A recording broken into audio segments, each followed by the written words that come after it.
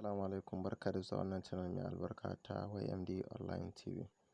A yau dai abin da zan gwada mana shine yadda za ka je kai withdraw a wannan kamfani mai albarka na OST Mining Company.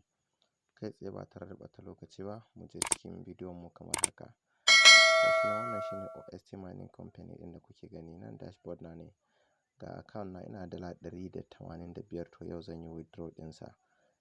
Da man yi bidiyo, akwai bidiyon da na yi na yadda za a yi rijista da shi wannan kamfanin tun kwanakin baya, to zan sa link ɗin wannan bidiyo ɗin saboda masu buƙatan yin rijista da dai sauransu. Gashi nan kamar haka yadda in taɓa zan yi withdraw nan, ga daidai inda ka ga a rubuta withdraw kamar haka zai buɗe mun.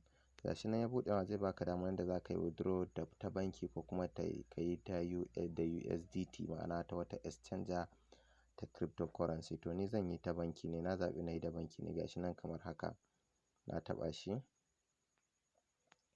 gashi nan zai buɗe min. To ya buɗe min, gashi nan zan zaɓi amount ɗin da nake so na saka, adadin dala nawa nake so in cire. To ni na zaɓi all, ma'ana duka nake so in cire kenan ƙwarai. To gashi nan yadda na zaɓi all ɗin nan, yauwa. A nan dai yanzu abin da zan yi shine zan saka account number na a nan guri na farkon nan da kake ganin sa, account number na. Sai nan kuma zan sa asalin sunana don buɗe account ne, shine gashi nan kamar haka.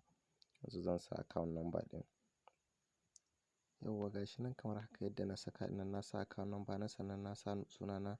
Zan zo in taɓa wannan arrow ɗin, wannan arrow na taɓa zai buɗe min yadda zan zaɓi bankin da zan abun nan kenan. Gashi nan kamar haka. Yanzu zan zaɓi banki na ne, bankin da zan abun nan, bankin da zan yi withdraw da kuɗi na zai shiga ciki. Shine gashi nan kamar haka ina neman banki na, ni na yi amfani da Opay ne. Shine yauwa, ga Opay nan idan kuka duba nan gurin, idan kuka duba ga Opay nan shine Paycom. To zan taɓa kan shi, gashi nan, ma'ana a daidai kan abun nan kenan. Zan taɓa confirm kai, gashi nan, yauwa. To kun ga Opay kenan.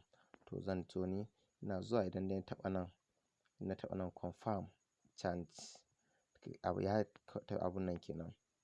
Misali yadda na taɓa shi kamar haka, gashi nan, gashi nan kamar haka.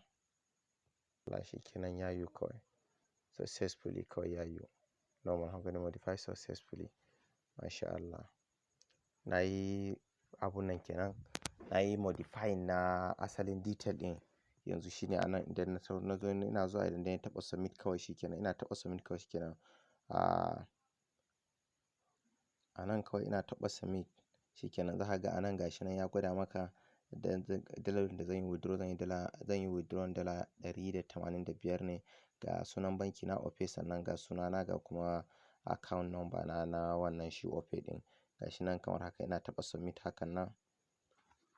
Gashi nan kamar haka, yauwa. Ina taɓa submit, gashi nan abun da suka rubuta, yauwa. Abun nan nawa ya tafi kenan. Yanzu abun da zan yi a nan shine zan sa number waya na WhatsApp da na Telegram.